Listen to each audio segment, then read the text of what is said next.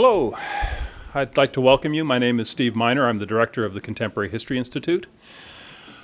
Being director, of course, we run a speaker series, an annual speaker series, and it's my privilege to invite people from all sorts of disciplines and subjects. And every once in a while, I get to indulge my own interests.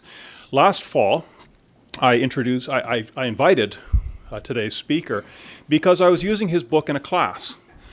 He wrote a book which I think has my favorite ever title.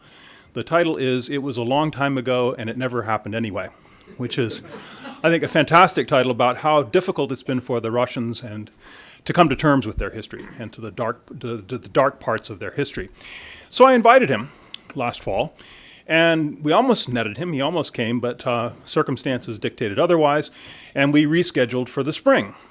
And it turned out that was actually, in a sense, a fortunate thing for us. It was certainly a timely thing, because in the interim, of course, as many of you know, he's the first American journalist that's been expelled from Russia since the end of the Cold War. That I didn't know when I invited him back in the fall, and neither did you at the time. Came as a surprise to both of us, more to you than to me, I think.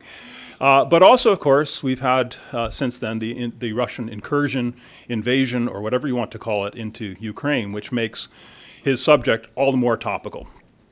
It's my pleasure to introduce him. He's got a fantastic record. He's a senior fellow of the Foreign Policy Institute at the Johns Hopkins University, where he has taught. He's a senior fellow at the Hudson Institute and the Foreign Policy Research Institute in Philadelphia.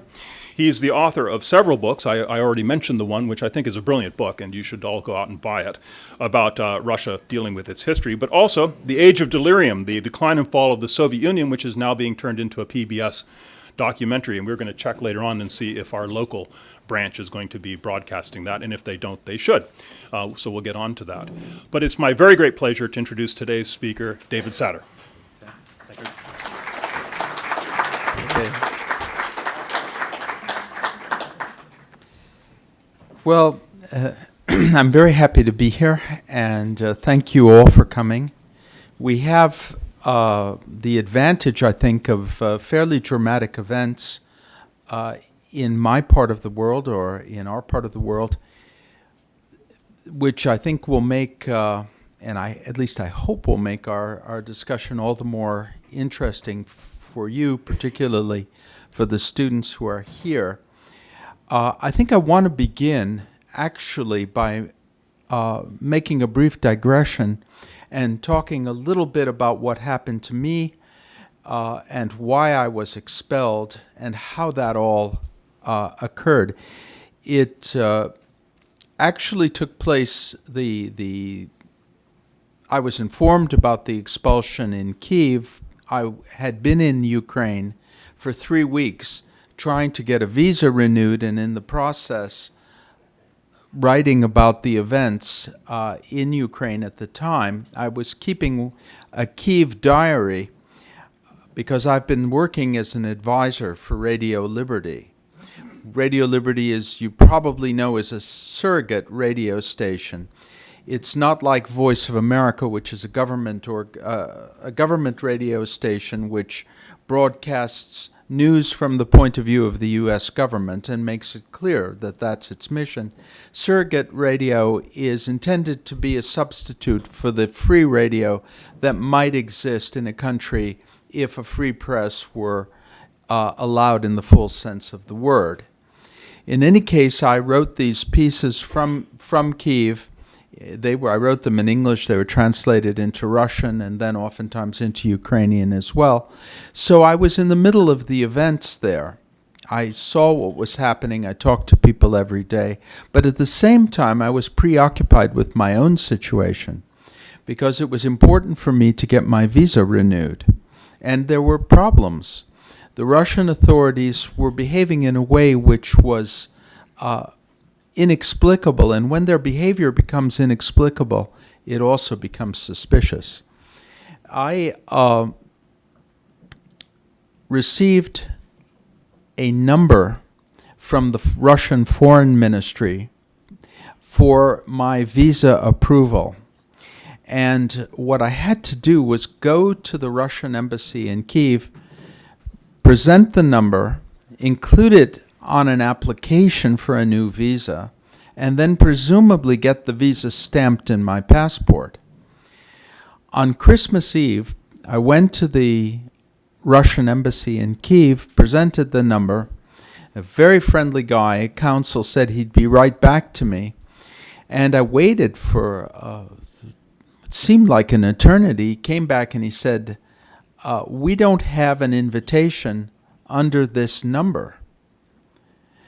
And I was completely astonished by this. I said, how is it possible that I have an approval number and you don't have an invitation? He said, I don't know either. I said, in your entire career as a consular officer, was there ever a case where you had a visa approval number and no invitation? He said, no, it never happened before. So I called the Russian Foreign Ministry and asked them what was going on. They said that everything would be taken care of. The visa was approved. They gave me the name of a diplomat in the Russian embassy and said, go back there tomorrow, which was Christmas Day. And Ukraine is an Orthodox country, and they celebrate the Orthodox Christmas, so all institutions were open and working on Christmas Day. And they said, it'll all be taken care of. So I called the diplomat in question, asked him what was going on, and he said, I have a statement to read to you. I knew that was not good news. And he said, the competent organs, he began reading, have determined that your presence on the territory of the Russian Federation is undesirable, and you are banned from entering Russia. This was particularly inconvenient since I lived in Russia. My apartment was there, my belongings were there, and I couldn't go back there. The phrase competent organs is used in Russia, and it was used in the Soviet times as well, to describe the FSB, which is the security police, the secret police, the successors to the KGB. Now, I've been writing about Russia as in a professional capacity ever since 1976, when as actually the youngest correspondent in Moscow, I began working for the Financial Times of London. So I've seen a lot of things in that period. Formulation, your presence is undesirable on the territory of the country, is generally used in spy cases. There are often situations in which the authorities believe that someone is engaged in espionage, but they cannot prove it. And the person is then banned from the country on the grounds that his presence is undesirable. In all the time that I've been writing about Russia and reporting from there, visiting the Soviet Union, Russia, I don't recall a single instance of that formulation being applied to a journalist or writer. But it was applied in my case, and that was the end of it. It was clear that I could not go back, and I could not even reclaim my belongings. Now, what happened to me, of course, received publicity in the West, because any time a foreign journalist is expelled from Russia, it is in effect an attack on the freedom of expression of all journalists. Because in order to work freely and to report the truth as you know it and see it, it's important to know that there'll be no adverse consequences for that. And the example of one person who's been expelled for, in effect, reporting the truth is to convince many others that they're best advised to stick with reporting 90% of the truth. Now, some people would argue, well, 90% of the truth is still 90%. Problem is that the 10% may be the important part, without which the other 90% doesn't make sense. While this was going on, of course, events in Ukraine were reaching a critical point. I could see that because I understood what was what was taking place on the streets of Kiev. I couldn't miss it. I was part of it in a sense. I was talking to people every day. And I think that the Russian authorities decided that their previous policy toward me, which was that they would tolerate me and pretend that they didn't care what I wrote, and this was consistent with the version that they conveyed to other Western correspondents. They sometimes chose me as an example of just how tolerant they are. They would say, you see, David Satter writes all these things about us, and we give him visas. But the situation had changed sufficiently that their calculus changed as well, and they were no longer willing to demonstrate their tolerance, but on the contrary, revert to a different way of even in dealing with the Western press. Instead of seeking to influence it and disinform it, which they did with a degree of effectiveness, they were going to try to coerce and control it. And they had their reasons. The situation in Ukraine, among other things, is more than just a reflection of what's going on in Ukraine. It's a symptom of the general crisis of the post-Soviet world, and it's a direct threat to the rule of the criminal oligarchy that is in charge in Russia. It's this fact that explains much of what we're seeing now, politically, in relation to Ukraine, and militarily in relation to the Crimea. The tragedy of the post-communist era is that the fundamentals of the communist regime really were not changed as a result of the economic and social transformation that took place in the countries which emerged from the Soviet Union. Yes, it's true that economic and political structures were completely transformed. It's also true that the communist ideology disappeared as a motivating factor. The set of ideas which really animated the life of that part of the world for 74 years is basically discredited, even in the countries where it was once extremely powerful. But what didn't change is the moral base, and that moral base is the notion, traditional in Russia and greatly reinforced by the experience of communism, that the individual counts for nothing in and of himself, that he's in fact merely raw material for the realization of whatever political schemes the leaders come up with, and that neither his life nor his personality has independent, inherent, ineradicable value. When the Soviet Union fell, the picture was the same in all of the former Soviet republics, with the exception of the Baltic republics, which, because of the differences in their history, did react somewhat differently. There was a rush to make the transition from state ownership to private ownership. There was a disregard for any kind of legal procedures. There was a disregard for the identity of those people who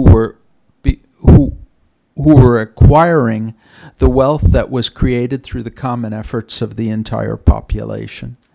In fact, you can truly say that the fall of the Soviet Union ushered in a period of intense negative competition in which the most unscrupulous, the most corrupt, the most unprincipled rose to the top. Yes, it was no longer a communist system. It was no longer totalitarianism, and it was no longer state ownership. But it was at the same time not a democratic, law-abiding, ethically based society. What emerged were kleptocracies in each of the former republics. This was the case in Russia, and it was the case in Ukraine as well. The processes were a little bit different because of local characteristics. And in Ukraine, after the election in 2011 of Viktor Yanukovych as president, a process began that had taken place earlier in Russia. With the fall of the Soviet Union, the wealth of Ukraine was divided up. And it was divided up on the basis of corrupt ties. For example, one of the wealthiest people became the son-in-law of Leonid Kuchma, who at the time was the president of Ukraine.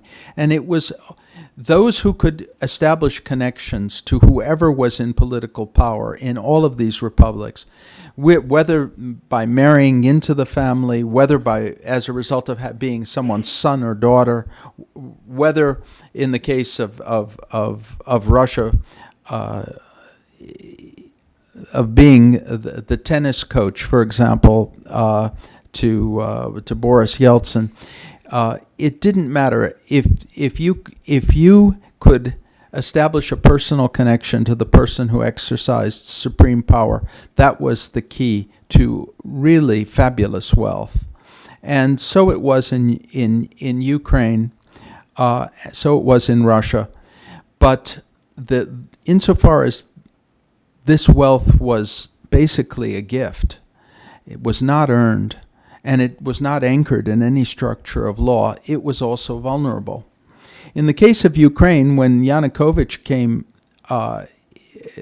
became president, a process began of redistribution of wealth.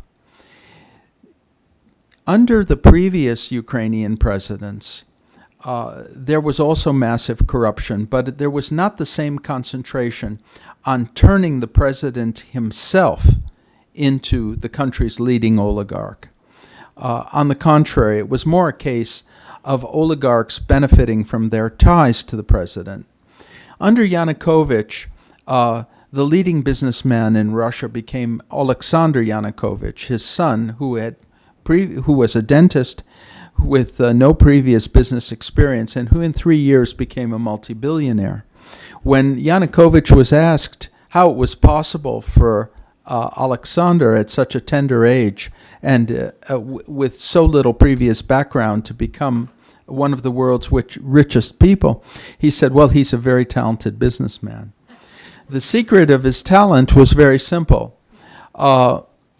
The persons connected to the presidential administration, to the government, identified those businesses that they wanted to take over and offered a below-market price. The person who owned the business then faced a choice. He could hand the business over at the dictated price, or he could resist. If he resisted, the next stage was for the government to send tax inspectors, the police, sanitary inspectors, fire inspectors to find innumerable real and mythical violations and to levy crushing fines, which would have the effect of making it impossible for the person to do business. If the businessman in question continued to resist, they would then simply lock him up, create some phony criminal charges. Very few people did that because they understood that resistance was hopeless, because the regime controlled not only the administrative apparatus, but as a result of a careful process of winnowing the judicial branch of government as well. And during those years that Yanukovych was president, his empire grew. The empire of his son, the empire of his friends, his relatives, to the point that he controlled a very large section of the Ukrainian economy, being the president of the country. And it's not possible for such a process to take place without it having consequences for ordinary citizens. the very lack of law that made it possible for the government to misuse its authority so thoroughly in order to create mega magnates in the person of government officials also results in a situation in which the average person is totally without protection in his day-to-day life. One consequence of this system that existed in Ukraine was that many people began going around and saying that they were connected to Yanukovych or connected to his son and demanding that businesses be turned over to them. There's evidence that in some cases these people were not connected, but there was no way to determine that, and many of them were criminals who could rely on the support of criminal gangs. So for the average citizen, there was a kind of legal, moral, juridical chaos in the country. Anybody could come up to you, demand your business, throw you in jail if you were a competitor, take revenge against you if there was a personal grudge and they had the support of the police or law enforcement in return for bribes. And the situation was exemplified by two incidents which shocked the whole country and involved young women, both of whom were raped. They were abducted and raped. One of the women was beaten so badly. They were both beaten. One of the women didn't survive. One of them did, but she was very seriously hurt. And these incidents took place not in Kyiv and not in major cities, but in provincial towns in Ukraine. But what was significant was that in the one case, the perpetrators were the local police, and in the other case, they were the children of the local political elite. And the reason people discussed what happened and were horrified by it was because it was a symbol of just how lawless and how vulnerable, and they were not punished, by the way, and how vulnerable everyone was in a society without law. When discussion began about associating Ukraine with the European community, there were many arguments about the economic utility of such a move.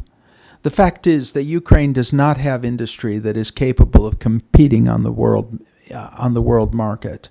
Ukrainian industry can produce goods that can be sold local. It can produce low quality goods that can be sold to Russia and maybe Iran. Their products are not competitive. And the factories that provide employment in eastern Ukraine, where there's a heavy ethnic Russian population, in particular, are outmoded and out of date.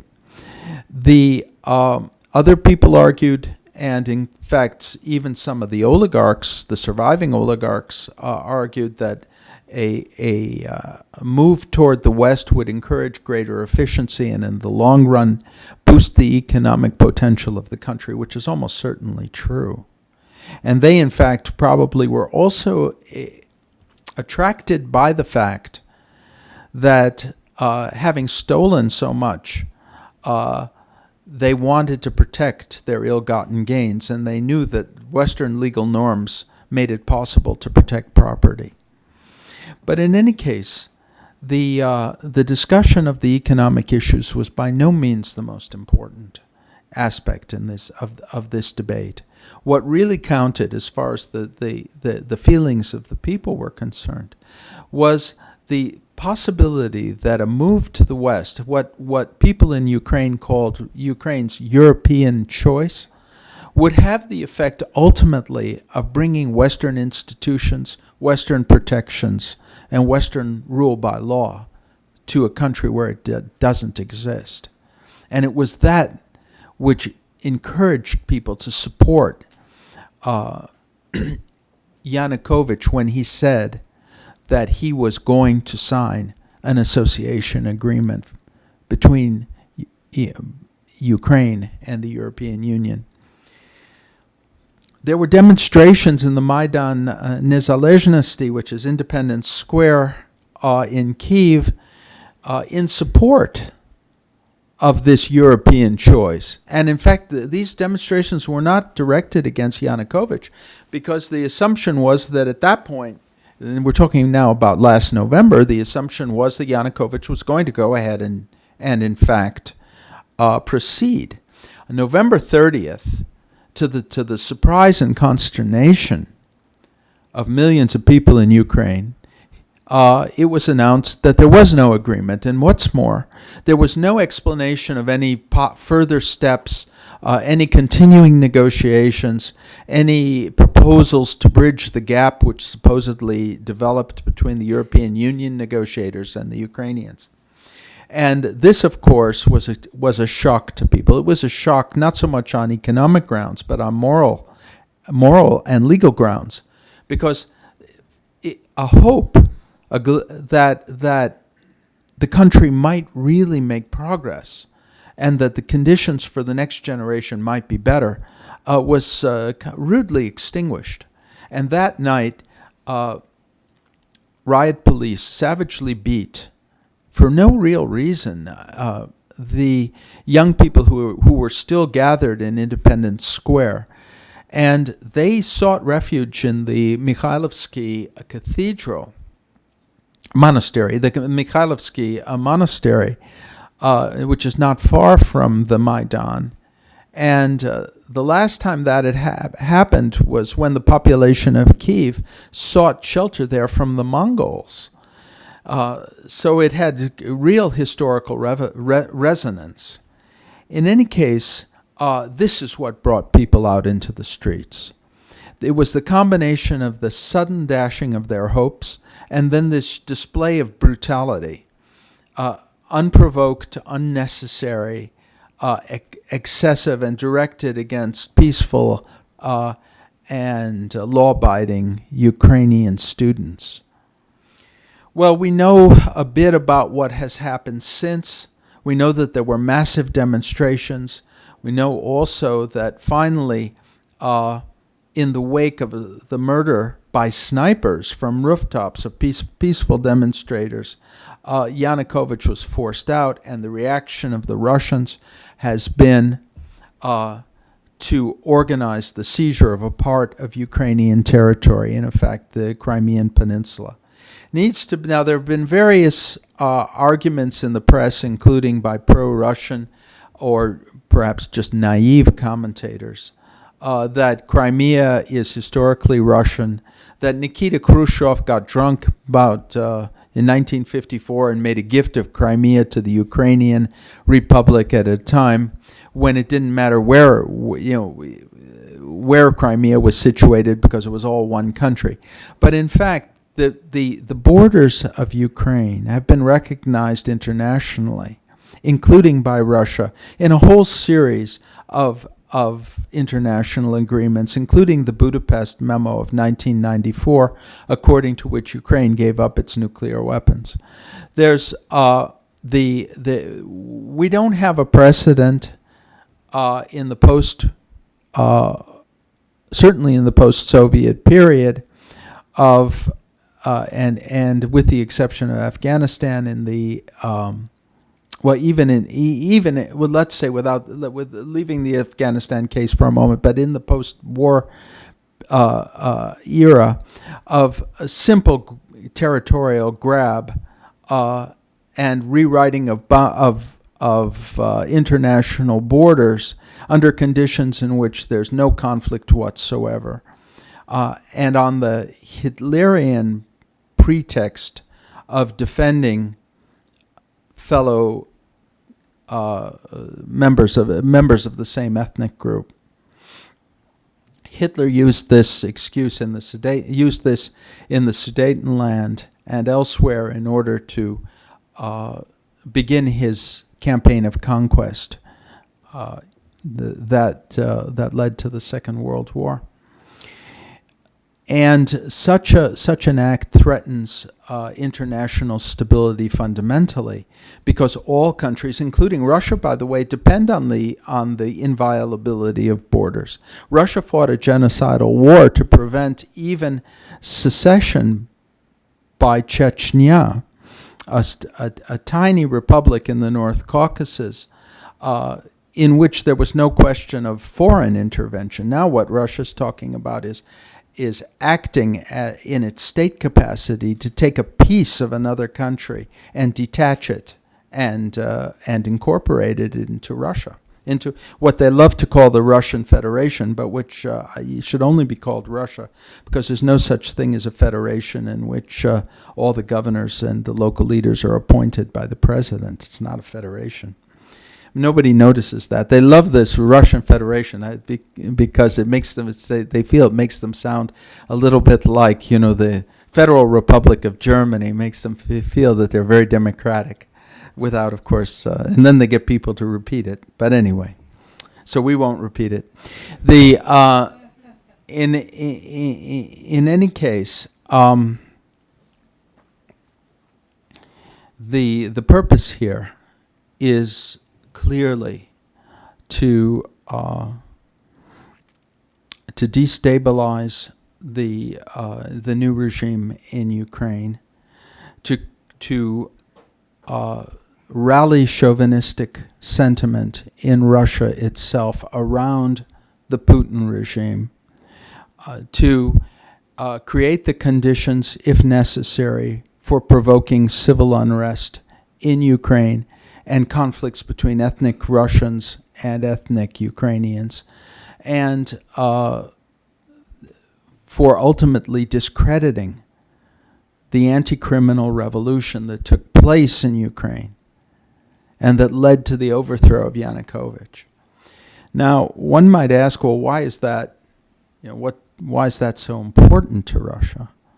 And the answer is because the Russian regime and the Ukrainian regime were basically similar. The process that I described, the seizure of property, the robbing of people, the creation of super wealthy mega magnates out of government officials. And I mean, the only person whose fortune is probably greater, personal fortune, probably greater than Yanukovych's, is Putin himself. All that exists in Russia.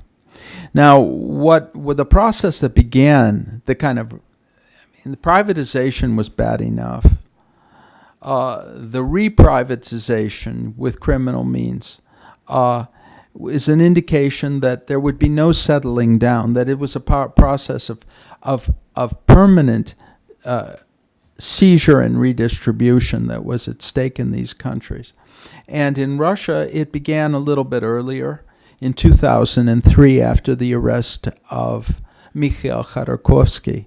Now, he was for those of you who may not be totally familiar with that case, he was the head of the Yukos oil company, which became, he was very far from an angel himself, but he, after acquiring his wealth, began to transform his oil company into a more or less well-run, transparent Western organization, which could be listed on the New York Stock Exchange, and which in fact became very, very, very successful and very prosperous. And it was taken away from him as a result of his arrest and conviction on trumped-up charges, about which we can talk more later. In any case, the example was then imitated throughout Russia by officials at all levels, who saw that if Putin and the people around Putin have decided to seize the biggest oil company in the country, put the country's richest businessman in jail, and divide up the proceeds among themselves, why can't they do it to their local business people? And that's what took place. So And in Russia, as in Ukraine, the consequences of this kind of behavior for ordinary people are that there is no protection of the law. There is no security and no confidence that it's possible to live a normal life and even to prosper normally.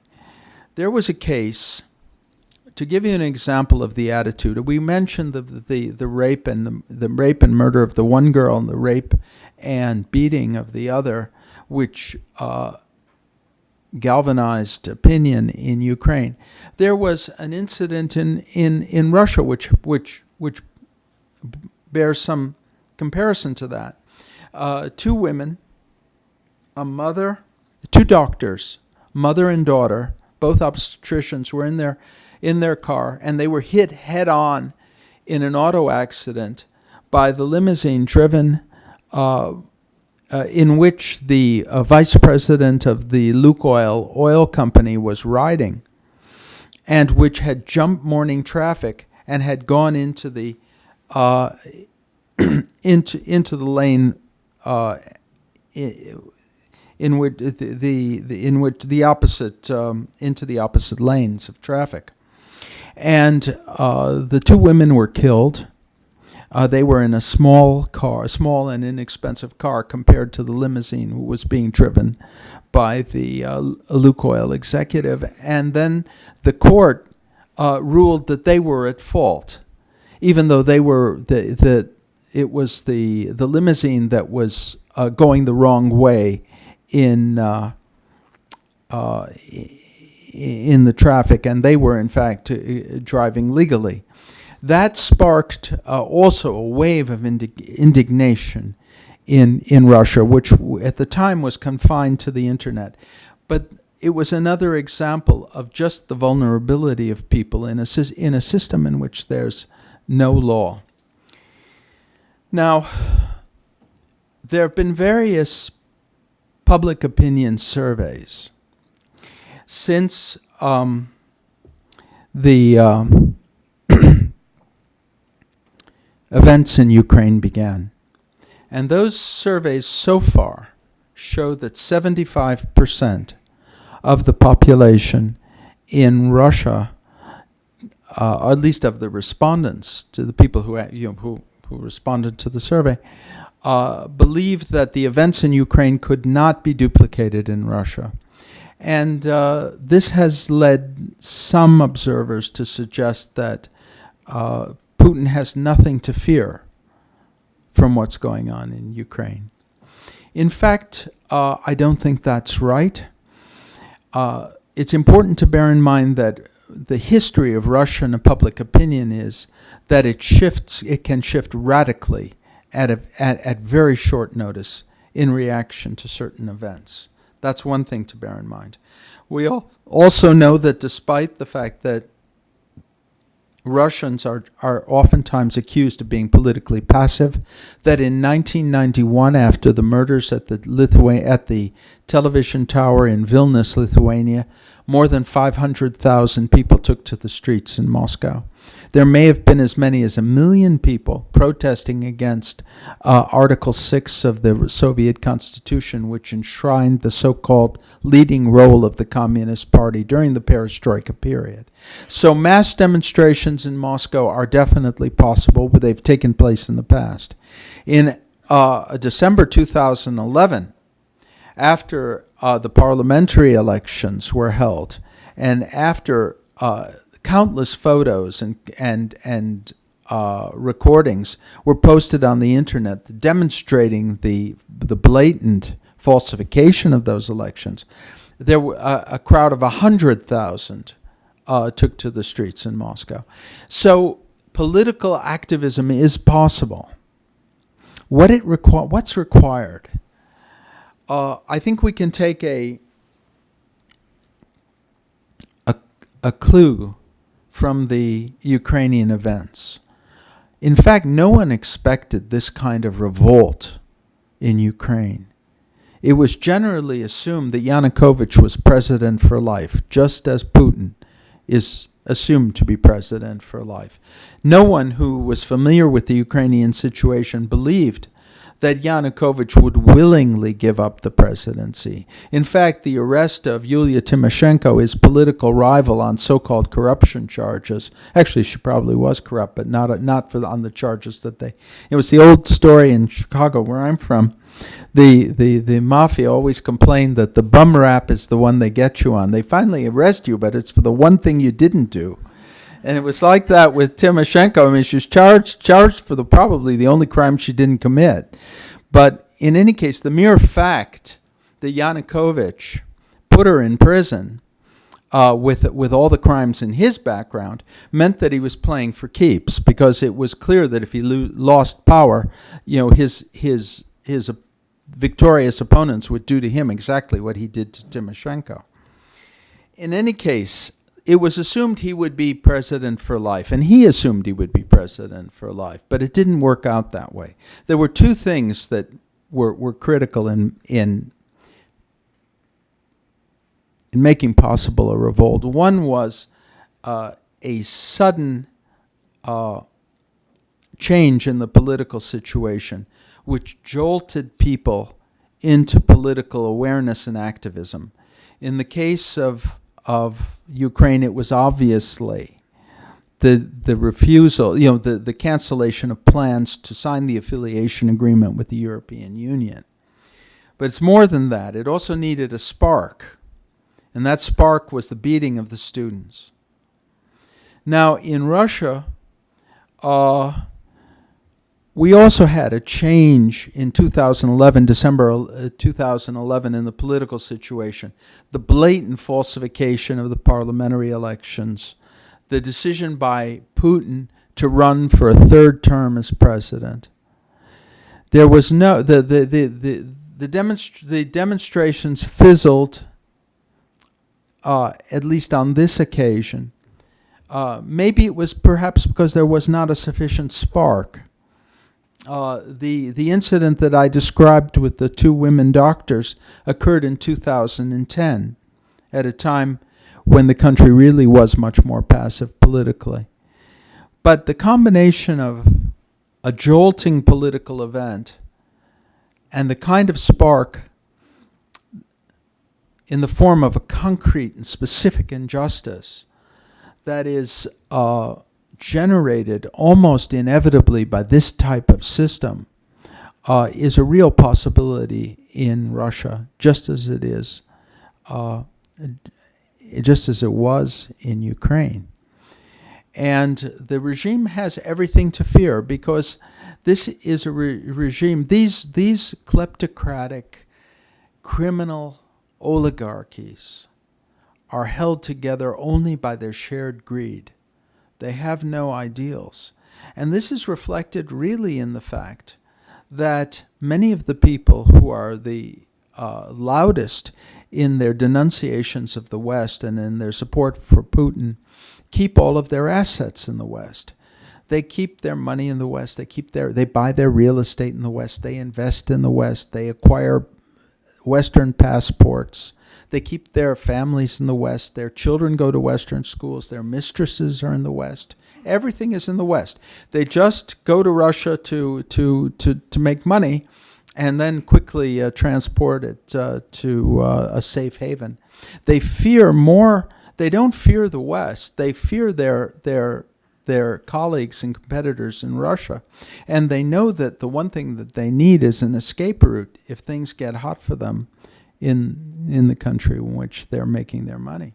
And typical of this, actually, I have a very good friend in Moscow who's a lawyer, an aviation lawyer, and he deals with the legal aspects of the purchase of airplanes by oligarchs.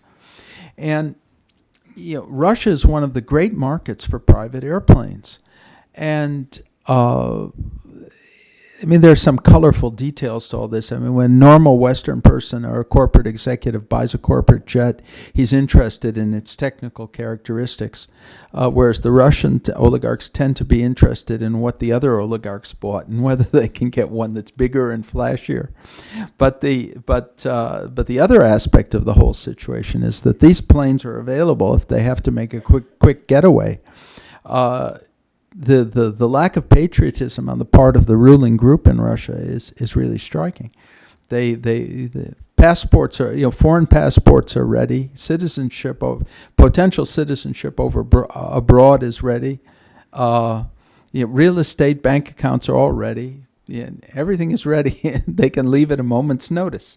Well, who's going to fight for that regime? So under these circumstances, we see that the real mechanism, the real reason for the seizure of Crimea, the anti-Western propaganda, the accusations against the demonstrators in Kyiv. It's not, as some people have said, a desire to reconstitute the Soviet Union. It's not lust for territory. Russia has plenty of territory. It's a desire to protect their ill-gotten gains and to prevent at all costs the Ukrainian example from being contagious and inspiring similar events in Russia. Under those circumstances, the Russian regime understands that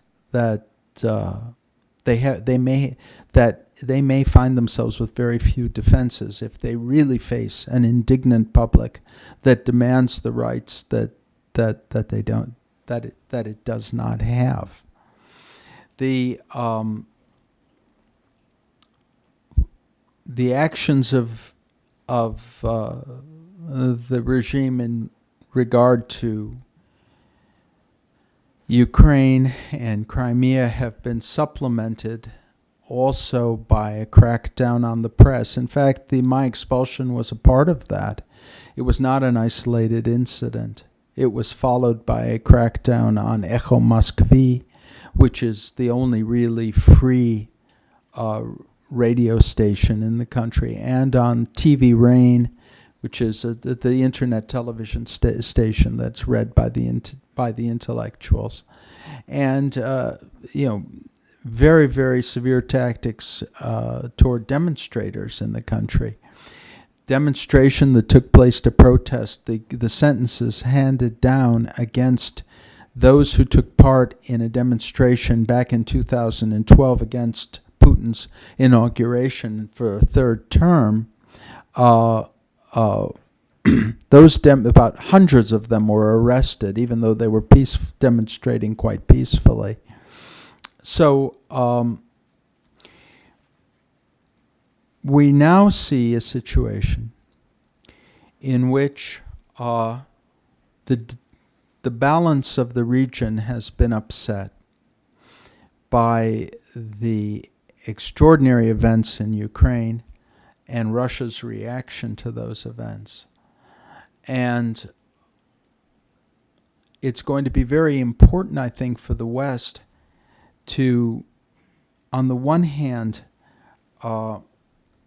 make it clear to Putin that the aggression that he's undertaking is not going to be tolerated. And one way to do that is to crack down on those Russian officials who travel freely to the West and use the West as kind of their rest and recreation base. All of their money is laundered, almost all of it, and huge amounts of it were gained illegally. We have statutes that cover these things. And we don't have to, and we also have discretion in the allocation of visas. I mean, we don't ban people because of their exercise of their right to free speech, but if they're involved in criminal activity or if they've been complicit in attempts to infringe the sovereignty of a European nation, we do have a right to deny them visas. And it's going to be very important because right now a lot of the stability in that part of the world is actually going to depend on us. Both countries, Ukraine and Russia, are going to take their cue to a certain extent from the behavior and the reactions of the Western world and the unity of the Western world and the willingness to stand on principle. And principle is basically the only thing we have in dealing with these corrupt regimes, and it's the only reliable guide for the future. And that's really important because Ukraine is a major nation and Russia has nuclear weapons. So I think at that, on that note, I will bring this to a close and invite your questions if you have any. I don't know. I did a pretty good job of staying to within the, I'm just looking at the time, just off by about 5 minutes. But we still have time for you. So please. One question. I'm actually Ukrainian, but I work for you. You work for? OU. Oh, yeah. My family is about 5 hours away from Crimea, so they're relatively safe, but it's one of those, like, you never know what's going to happen. Anyway, so what do you think are going to be the steps of Putin with regard to Crimea? They have a referendum coming up on whether A, Crimea is going to be with Russia, or B, it is going to be with Russia. Then you have the military going on too, like, oh yeah, it was free referendum. So what do you think is going to be the next step of President Putin? And how far do you think the West is willing to go to stop this? I think the second question is very important. I mean, well, they both are. But there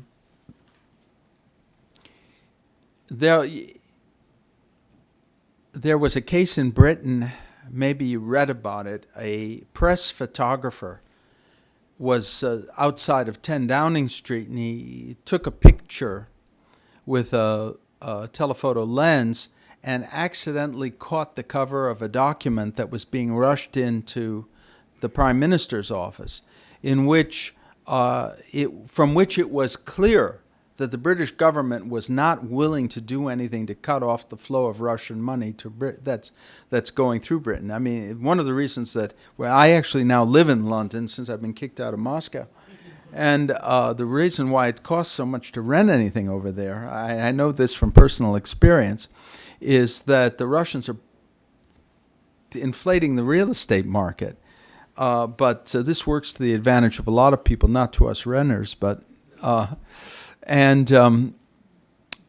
this is the question. This is the question. I mean, to what extent people will understand that it's important, and we don't have a real good record with this. In the past, we didn't even in dealing with the Soviet Union when it came to economic interests. This is the underbelly of capitalism, As far as what Putin intends to do, I think that if he isn't sufficiently discouraged, of course they will formally annex Crimea, either that or keep it out, as an independent statelet outside of Ukrainian sovereignty, with the purpose of using it to discredit the new Ukrainian government and to provoke tension. Because it will be, having been taken over, having been seized in that way, in a flagrant violation of the law, it will be a permanent source of tension between Ukraine and Russia, and between Ukrainians and Russians inside Ukraine. And that is really what they need to do from their point of view, which is to discredit the anti-criminal revolution there. Anyone? Yeah. Yes, please. My question has to do with eastern Ukraine, particularly the Donbass. Yeah. And Kharkiv and the other oblasts there. What do you see happening there? There's been some talk of secession. There's also, but not as strongly as in Crimea. What do you see as being likely in that region and Russia's response to it? For one thing, that region is the homeland of the Party of the Regions, which is Yanukovych's party. And the Party of the Regions was committed to the territorial integrity of Ukraine. And from what I understand now, recent events have skewed the psychology of the country. But before all of this happened, there was no strong sentiment in eastern Ukraine for secession from Ukraine. The idea of Ukraine as a separate country was accepted. And after all, listen, it's been more than 22 years since the fall of the Soviet Union. A generation has grown up. People are accustomed to it. So I think that now, if indeed Ukrainians and Russians begin fighting each other in Crimea and elsewhere, that could have a polarizing, and it may be a polarizing effect. Now, maybe that's what Putin is interested in. Please, in the back, this gentleman. Yeah, in the far back. Well, I'm just kind of two questions. Speak up, though. First, just what do you think caused protesters to move like from the internet, onto the streets? Because you said most of the, most of like the public outcry, first started, online, like did it like continually escalate, as things became more severe and with like the ties with the European Union were being pretty much, taken off the table. And another thing is that the Tartars of Crimea, the ethnic group. What do you think is going to happen to them in the coming months and stuff like that? Now, when you say what, are you talking about Russia as far as taking to the streets? Because we know in Ukraine that people already took to the street. But I think that the economic situation is getting worse there, and there's so much lying going on, and it's so superficial that the patience of people is wearing thin, and there may be a point at which their fatalism is overcome by the desire that things have just gone, by the sense that things have just gone far enough. At what point is that moment reached? It's hard to say. It's something in the atmosphere, something in the social psychology. In the case of Russia, it was those falsified parliamentary elections. It turned out it wasn't enough. Maybe next time there'll be enough. There'll be something. There'll be something more. For one thing, Russia has benefited under Putin economically, not necessarily because of his brilliant leadership, but because of the boom in world prices in commodities and raw materials, including the ones that Russia exports. So, but Ukraine didn't have that advantage. Maybe it'll take longer in Russia. Maybe it won't happen. We don't know, but it's certainly a possibility. And wait a minute. Now you said that. What was the second question again? Second question was, I know the Crimea Peninsula has. Oh yeah, the Crimean Tatars. They of course don't want. They don't want a return to Russian domination after all they suffered. Crimean Tatars were victims really of genocide during the Second World War and a mass expulsion. And they, for a long time, when I was a correspondent in Moscow for the Financial Times, they were fighting for the right. The remnants of the Crimean Tatars were fighting for the right to return to their ancestral homeland in Crimea, at which they found a possibility they finally got. And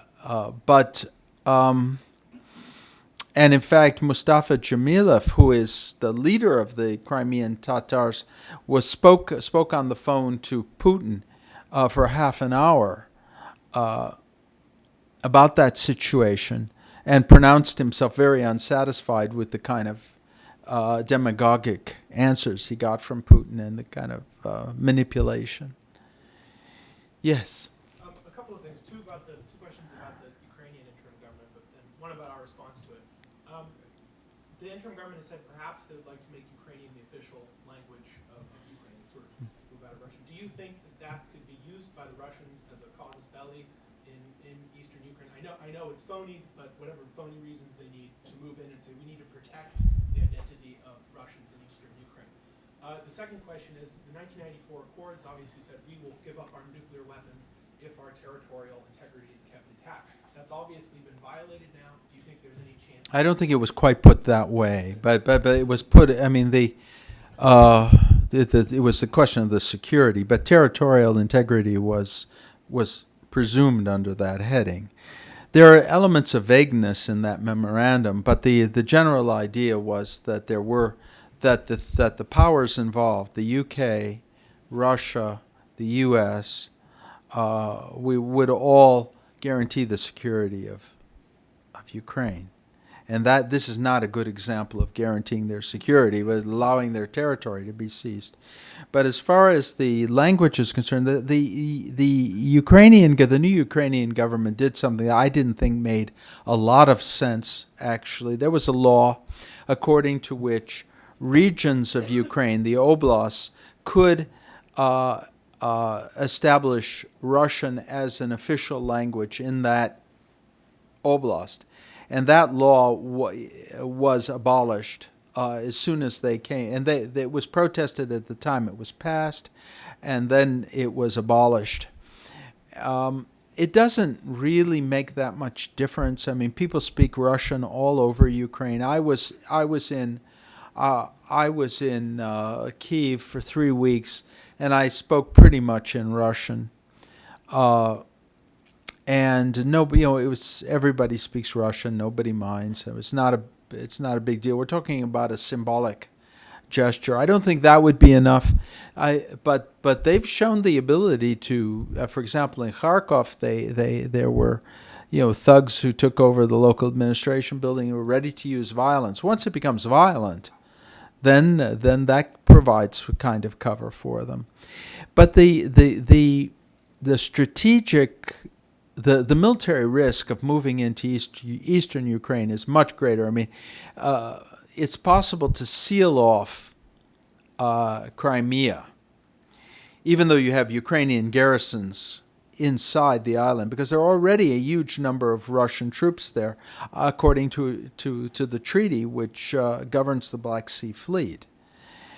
But I think it would, in answer to your question, I think it would take a little more than that. Yes, please. Yeah, I'm wondering, what do you see as the connections and disconnections between this crisis and the events in Georgia in 2008?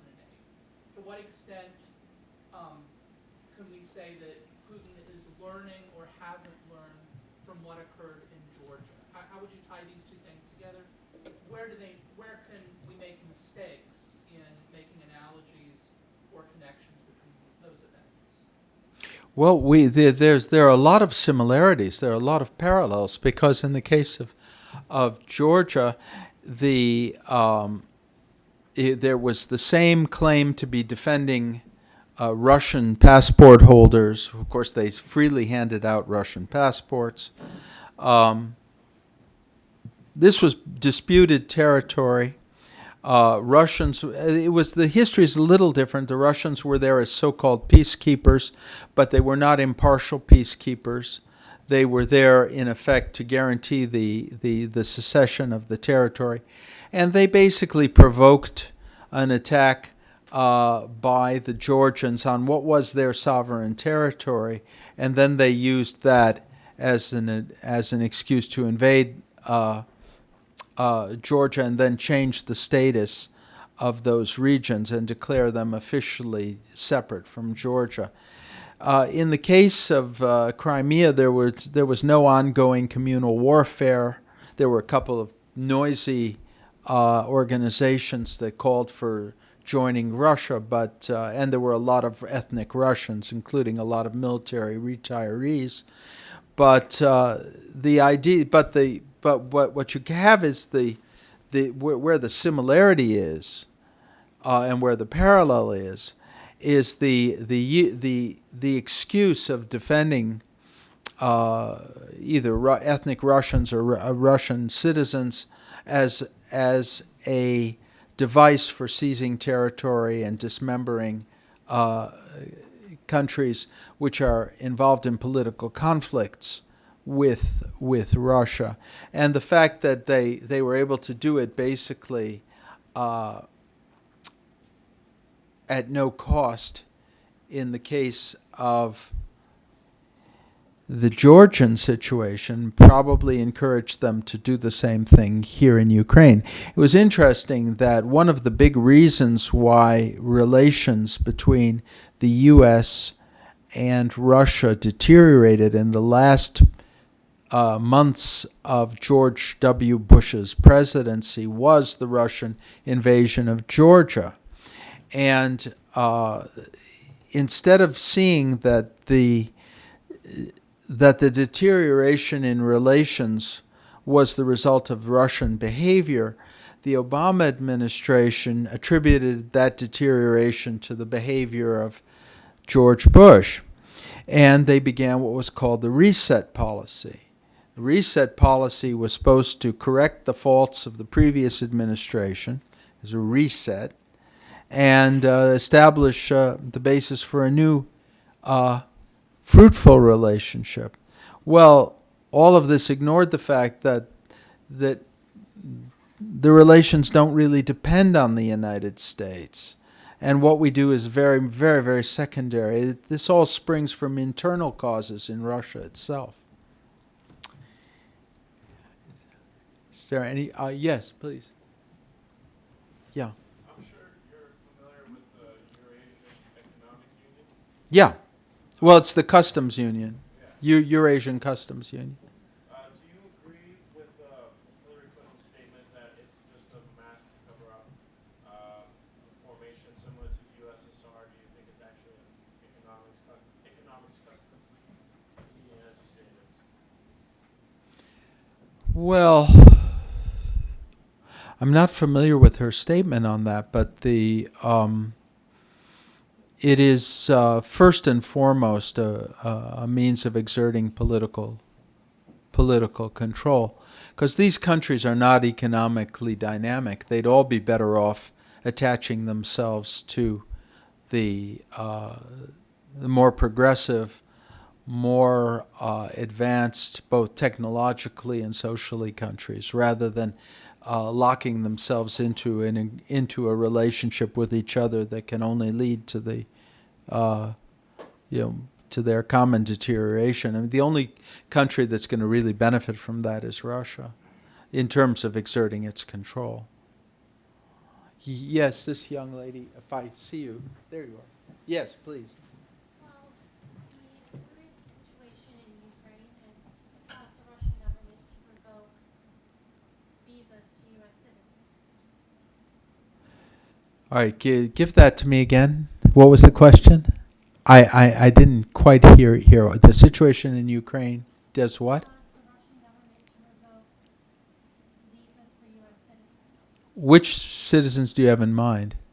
I know citizens who want to study in Russia. Oh, I see. Oh, I think that they're just. I think it's the same motive that led them to round up so many people on the street when they demonstrated against the verdicts in the Bolotny case. That there's a kind of purge going on. They're looking to remove people who they think might be sources of opposition or discontent, and in my case it was at the level of foreign journalists, but it's also going on in the case of just people who've come there just to teach, and whose influence on the political situation isn't that dramatic, but nonetheless, this is another expression of their paranoia and of their lack of confidence. Yes, Steve. I agree with you that Putin isn't either intending to or capable of recreating the Soviet Union, but he's capable of recreating a sort of hologram of one, in the sense that the Brezhnev doctrine tried to preserve the socialist sphere, and what he's trying to do is preserve the kleptocrat sphere. And Yeah, absolutely, yeah. one of the things that he's doing here is he's laying down a marker to the other former republics who, as you say, their economic interests may not be served in a Eurasian Union, but their kleptocrat interests might be served. And he's also saying, look, you all have Russian minority populations. Kazakhstan, 40% Russians. Yeah. Even the countries, the Baltic states that are quite successful, have substantial Russian minorities. Is he not saying, look, I can do this to you too, and ensuring his regime's safety by creating sort of belt of kleptocracy around himself? Well, that may be part of what the message he's trying. In the case of the Baltics, it's going to be difficult. I mean, those are members of NATO, and that's why they were so anxious to become part of NATO, because they foresaw exactly this situation.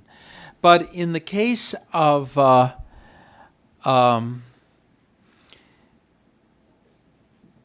Crimea was uniquely vulnerable because of the presence of the Russian base there. I think it is, to a certain extent, a warning that they can create trouble of an undefined kind. But there's only so far that Ukraine is the most important for Russia. What happens in the other former republics, they may have faith that many of them, particularly in Central Asia, are so corrupt anyway that they're unlikely to pursue a European alternative, a European choice, and they're unlikely to be accepted by Europe. So there is not an unlimited number of countries that are candidates for getting out from under the Russian influence. If we talk about the former Soviet Union, Ukraine is the most important, and obviously, if some of these other countries also began to behave in ways that were not acceptable from the point of view of the Russian leadership, then the Ukrainian example is something that he will want them to keep in mind.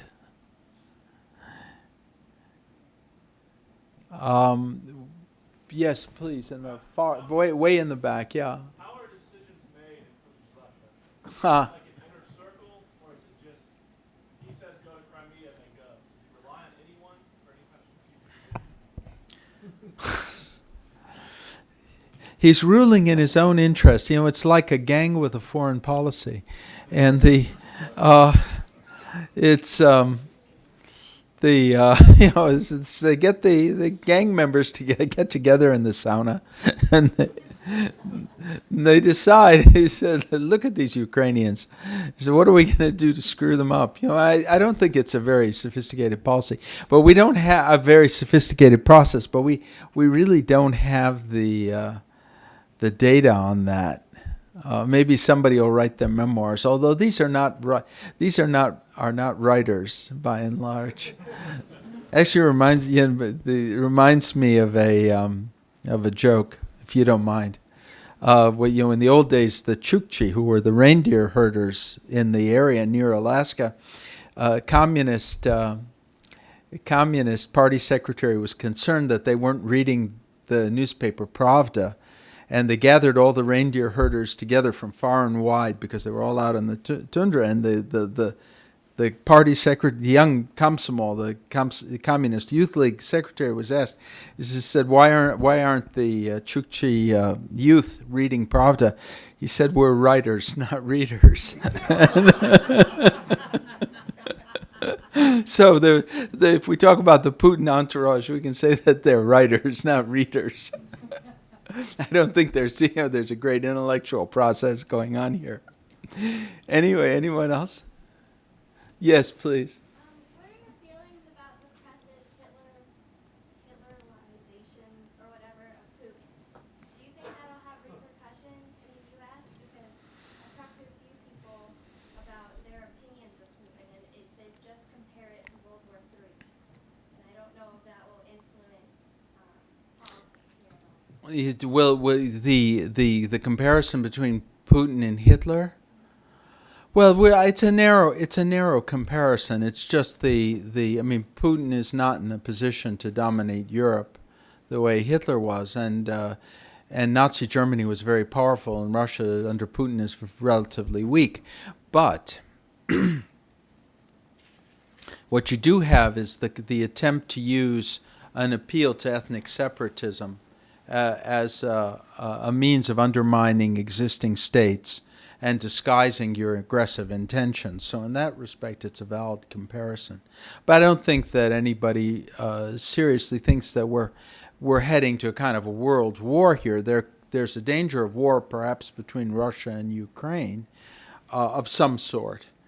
But it's not a comparable situation. It's a narrow comparison, and within its own parameters, it's accurate. Yes, please. Should the West lose Ukraine, as some would put it, what do you feel the possible repercussions would be in foreign policy for the next 20, 50 years? Well, it's not ours to lose or to win. It's not. Ukraine was pretty much oriented toward Russia for most of its independent existence, and it didn't bother the West. I mean, it's more a question of what the Ukrainians themselves want. What would be the consequences for the Ukrainians themselves if the possibility of being aligned with the West is lost? Well, it might be a lost generation, a loss of opportunities, loss of freedom, loss of the possibility to finally restructure the economy. Ukraine's potentially very rich. It's potentially a rich country, but the existing structures are not efficient, and they're oriented toward a market that is not competitive in world terms. So, in that respect, yes, please. The crisis, or the Russian invasion in Georgia happened in '08 while the West, and especially us, were busy wondering who would win an American election, what that would mean for the future.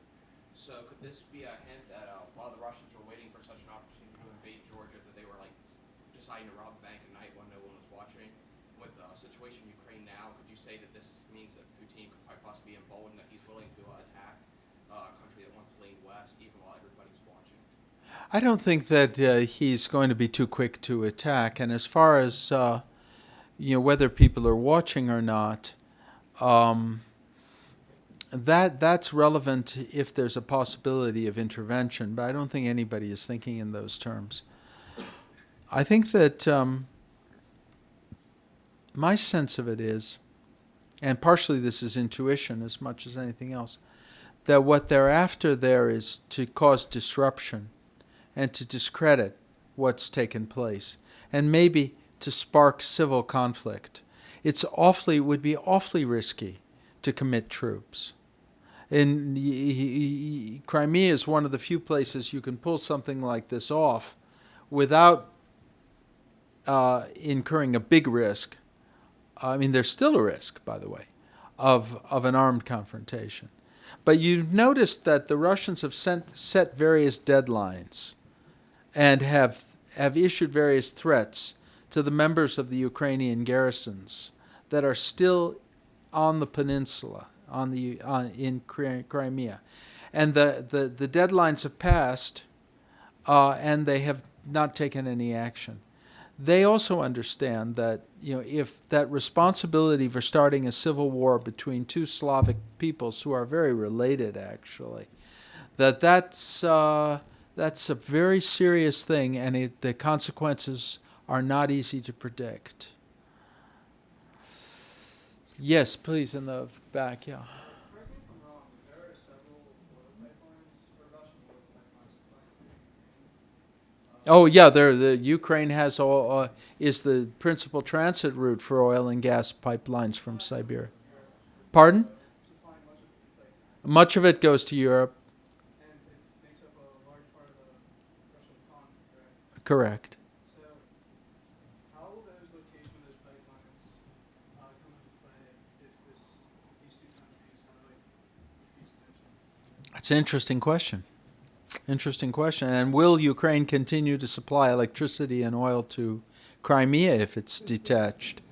all that during all the weeks of civil unrest, all of the demonstrations in the Maidan, there was no interruption in gas and oil supplies through the pipelines. That was not touched. And so far it hasn't been touched, but who knows what could happen in the future. That's one of the imponderables in the situation. Yes, go ahead, yes. Yeah. A question for you as a journalist. One of the main English language sources coming out right now out of Kiev is the Kiev Post, and I'm just curious your comments on it as a news source. You know,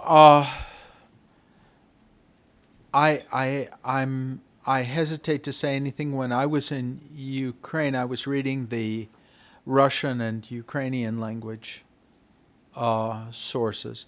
I have a general impression that it's pretty good, but I wouldn't want to mislead you. That's just an impression. One more question, or please. All right.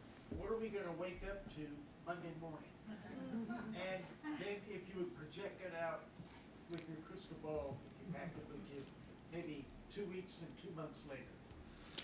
I know I'm going to be asked this because I have to go on a television program on Sunday, and somebody's going to say, "What are we going to find Monday?" OU first. What? I absolutely. I'll say that I was asked this question just a couple of days ago at Ohio University, and I couldn't answer it then. I don't know. You know, Bismarck had a remark.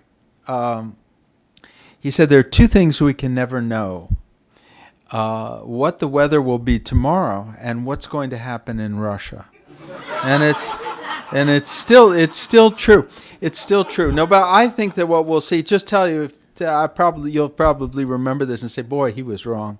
But I think that clearly the issue will carry. They will announce a vote for joining Russia.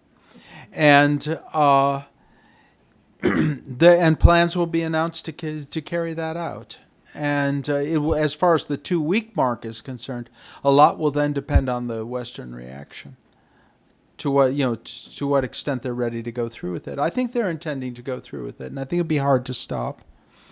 But I don't think it's inevitable. But it's going to take. My fear is it'll take more of an effort on the part of the Western countries to stop it than they're willing to make. Well, anyway, thank you very much, and for all your questions. Very glad to be here.